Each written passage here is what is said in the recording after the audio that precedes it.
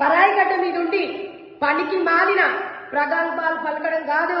అన్వేష్, పురిటి గడ్డ మీదున్న ఒక ఆడబిడ్డగా చెప్తున్నా, నువ్వు మొలతాడు కట్టిన మొగోడు అయితే భారతదేశం రా, ఫేస్ టు ఫేస్ మాట్లాడుకుందాం. ఎంతైనా నువ్వు భారతదేశంలో పుట్టినావు కాబట్టి నాకు సోదరుతో సమానం.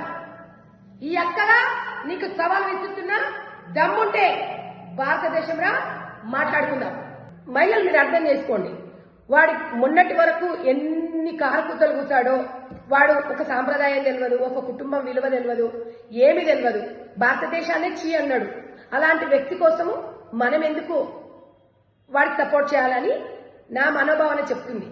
ఎందుకంటే నేను ఎవరిని ఉద్దేశించి మాట్లాడలేదు, ఇప్పుడు కూడా చెప్తున్నాను. దయచేసి నన్ను ఒక అక్కగా మీరు అర్థం చేసుకోవాలి, ఒక చెల్లిగా నన్ను అర్థం చేసుకోవాలి. అక్కడ డిస్కషన్ ఫుల్ వీడియో చూసి మీరు కూడా స్పందించండి. గతంలో నాన్వేష్ గాడు వాడు చిత్తకత్తి కుక్క, వాడి ఇష్టం వచ్చినట్టుగా దేశాన్ని, ప్రజలని, మహిళలని ఆత్మగౌరవంతో దెబ్బతీసింది. ఇక నేను కూడా ఇప్పుడు క్లారిటీ ఇవ్వలేదు అనుకోండి, నేను నిజంగానే మాట్లాడిందేమో, నిజంగానే అదేమో అనిపిస్తుంది.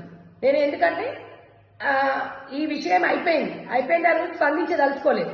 నిన్న చిన్మయ్ ట్వీట్ చేసినప్పుడు కూడా అదొక చిన్నపిల్ల, అది దాంట్లో అవగాహన లేదు అనేది నేను తీసేశాను.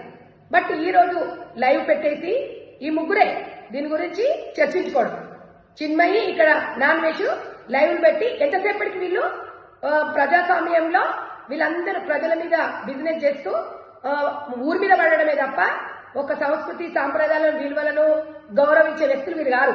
వాళ్ళ గురించి మనం మాట్లాడుకోవడం వేస్ట్, వాళ్ళ లైవ్లు చూడడం కూడా వేస్ట్. వాళ్ళని అందరూ చాలా మంది అన్ఫాలో చేశారు. నేను ఒకటే చెప్తున్నాను మీకు అందరికీ కూడా, నేను మళ్ళొకసారి కూడా చెప్తున్నాను, నేనెవరిని కించపరిచే విధంగా మాట్లాడలేదు, నన్ను ఎవరు మాట్లాడించలేదు. నేను యాజ్ ఏ భారత స్త్రీగా స్పందించాను.